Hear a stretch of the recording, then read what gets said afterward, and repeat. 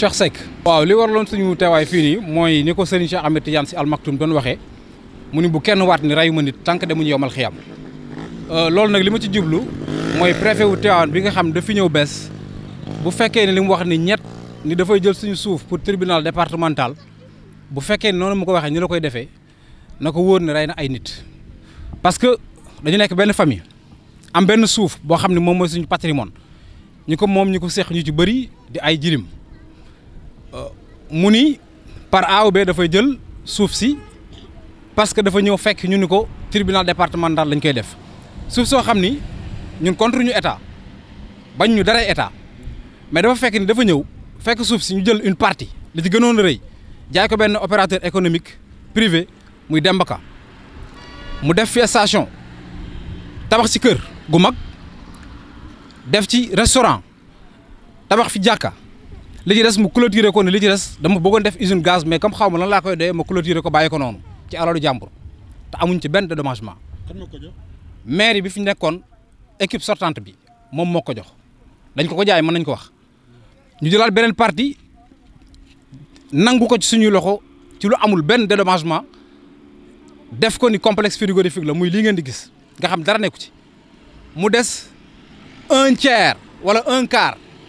li desoon ci terrain bi ñu ñëw dañ ko bëgg a nangu pour def ko tribunal loolu nag li tax ñu ko dul nangu ñaar la mooy suuf bi dañ ko donn benn mais yamuñ ci donn bi dañu am délibération boo xam ni kayit yi moo ngi nii ñu délibéré ñu ko en l'an 2000 par la communauté rurale de Chérif Lo Pathé Diakhaté moo fi nekkoon ci sama tur Papa Ibrahima Seck muy lu clair beneen bi ci des moo ñu donn ko ci suñu ay maam muy ñett beneen bi ci des suñu guide spirituel muy Serigne Abdoul Aziz Sy Al Maktoum yàlla na yàlla yokk ay leeram al amin bi ñu defee lu métti loolu bi ñu dem ci moom jooytu ko daf ñu xamal ni wax dëgg yàlla bët bu rusul sax toj suufu Tivaouane nag yaatu na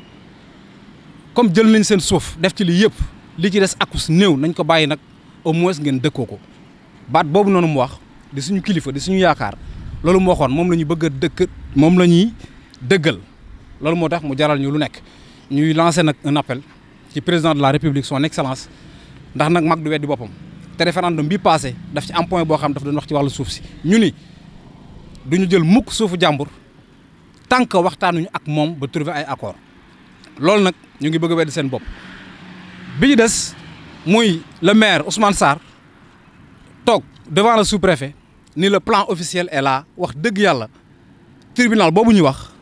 nekkul ci plan bi donc nekkul loo xam dañ ko ci prévoiroon parce que dañuy bañ ñu ne non suuf si domaine national la bu ko état bi soxlaa dañ ko koy jox bu nekkoon dafa nekk ci plan bi figuré wu ci loolu d'accord mais mosu ci nekk moom Ousmane Sarr position boobu la ci taxawee position bu rafet pour dire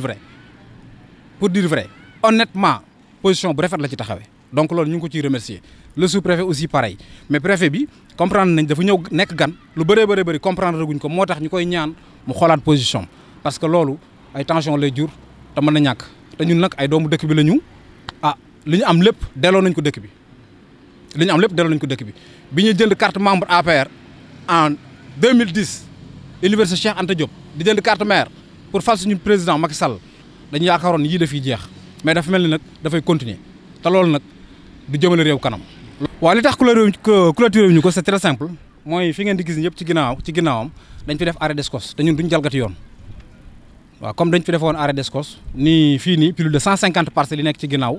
ñu ni dafa am ay litige foncière nañ xaar ba loolu lijjantiku ñu soog ko loolu moo tax defuñu fi dara ba léegi loolu moo tax parce que ñun bëgguñ jalgati benn yoon le maire Ousmane Sarr bi ñu fekkee benn jour ñuy borné am na sax lu ñu fa waroon liggéey dafa ñu ni non arrêté leen ba problème yi jeex ngeen soog kon li ngeen def depuis loolu moo tax laa lu ñu si dara waaw état soxla ñu ñàkk loolu moo ñu xañ li ma la wax parce que état moo soxla woon jox leen ko état moo soxla jël suñu benn partie jaay ko Demba Ka état moo soxla waat jël suñu benn partie def ko complexe frigorifique état moo soxla jël kër gi jox ko Demba Ka mu clôturer li ci des mu am titre foncier kon état moo tax kon mosuñu woon ginnaaw état mosuñu contre état mais nag trop c'est trop comme ni ko sëñ Abdou waxee woon doo jël benn famille li ñu am lépp nga dama koy jël parce que état la nag parce que état nag mooy man mooy yow mooy président de la république état la mais nit la aussi parce que ay nit ñoo ko dirigé li ñu bëgg léegi mooy ñu bàyyi ñu suñu yëf ñu dundee ko parce que gis nga ko nii famille baa ngi nii li ko dese matawul sax famille bi bu ñu ko morcelé def ko ay 150 mètres carrés famille bi ñëpp sax duñu mat ñëpp sax duñu mat comme vraiment suñu sëriñ daf ñu ñaanoon ni ñu lii da ngeen ko dëkkee nañ ñu dimbali ngir yàlla bàyyil ñu li des ak su néew ci suñu terrain ñu dëkkee ko te ñoom bu ñu bëggee tribunal le maire Ousmane Sarr nee na bu ñu ko demandé ma jox leen feneen parce que am na fu mu leen proposé Yadjine ak feneen ak feneen ak feneen le sous-préfet aussi tamit wax na lu mel noonu donc problème bi xamuñu exactement lan la ni ñu ko jàppee nag mooy préfet bi dafa ñëw nekk gan te lu bëree bëri comprendre gu ko foofu rek lañ ko teg. C'est Khalifa Babacar Seck. Voilà. Bon, comme vient de l'expliquer notre grand frère Cheikh Seck en wolof, nous sommes actuellement sur notre terrain qui a été hérité de nos parents. Mais on s'est rendu compte que récemment, le nouveau préfet du département de Tivaouane, monsieur Modou Gueye, prévoit la construction d'un tribunal départemental au niveau du reste du parcelle. Comme Cheikh vient de l'expliquer, la surface initiale du terrain était de 2,5 hectares. Un jour, nous nous sommes réveillés et nous avons constaté la présence de bulldozers qui ont ratissé le terrain et qui ont érigé une station EDK que vous voyez là. Et cet opérateur économique du nom de Moussa Dembaka ne s'est pas arrêté là. Il a fait bâtir une maison, un restaurant, une mosquée et a clôturé un grand mur pour je ne sais pas de quelle utilité. Et mieux, pire, un jour, nous avons aussi constaté la construction de la part de la commune de Tivaouane d'un complexe frigorifique qui est jusque-là non fonctionnel. Maintenant, quand nous avons entendu des rumeurs par rapport à la construction d'un tribunal sur le reste du terrain, nous sommes allés voir notre guide spirituel, Feu Serigne Abdou Aziz Sy Al Amin. Ce dernier, très fâché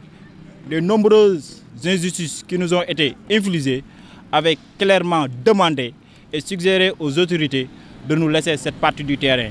de la régulariser pour que les héritiers puissent en bénéficier et d'en faire leur concession. Donc aujourd'hui, nous lançons un appel solennel à l'endroit de son Excellence le Président Macky Sall, au ministre de l'Intérieur,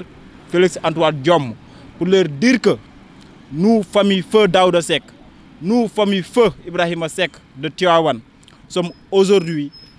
vraiment fâchés de la démarche du nouveau préfet.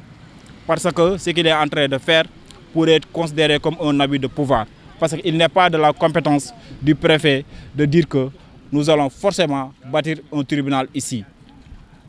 Et pour vous dire, le maire de la commune de Seriflo, M. Ousmane Sarr, a clairement dit et est allé même jusqu'à nous montrer le lotissement administratif du site, qui n'a jamais prévu la construction d'un tribunal départemental sur le site en question. Et le guide spirituel, Feu Serigne Abdou Aziz Al Amin, avait clairement dit aux autorités de trouver un autre site parce que Tivaouane est assez vaste pour abriter un tribunal départemental. Il leur avait clairement dit de trouver un autre site différent de celui-ci parce que nous, héritiers du Feu Daouda Seck, voulons vraiment bénéficier de ce patrimoine-là de notre terre. C'est seulement ce que nous réclamons. Nous réclamons nos droits et nous campons sur nos positions. Comme vient de le dire Cheikh, nous n'acceptons ni compensation, ni indemnisation, parce que la superficie initiale était de 2,5 hectares et aujourd'hui, il ne nous reste qu'un quart de la superficie initiale. Donc, il faut que cette partie soit régularisée et laissée tranquillement pour tout simplement le bénéfice des héritiers.